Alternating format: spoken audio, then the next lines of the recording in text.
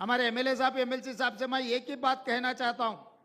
बहुत सारे लोग अपने भाई बहनों मिडिल ईस्ट कंट्रीज को जा रहे नौकरी के लिए,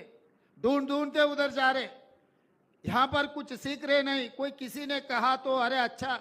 नौकरी मिलेगा, चलो मैं दिलाता हूँ, ले जा रहे वहां छोड़ दे रहे, वहां पर कुछ नौकरी मिल रहा है नहीं, वहां पर उनको फिर वापस आके घर में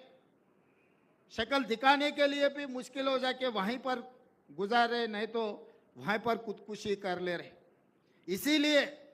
आज मल्लेपल्ली में जो शुरुआत किए, यहां से अपने भाई बहनों जो भी मिडिल ईस्ट कंट्री में नौकरियों के लिए ढूंढ रहे, तड़प रहे, उन लोगों को यहां पर तजुर्बा देंगे, यहां पर जो जो सिखाना है सिखाएंगे। इस देश से मिडिल ईस्ट कंट्री को कोई भी जाएगा, सरकार जिम्मेदारी उठाएंगे, उनके नौकरी के लिए भरोसा देंगे। उनको वहां पर कुछ भी तकलीफ आए तो तेलंगाना सरकार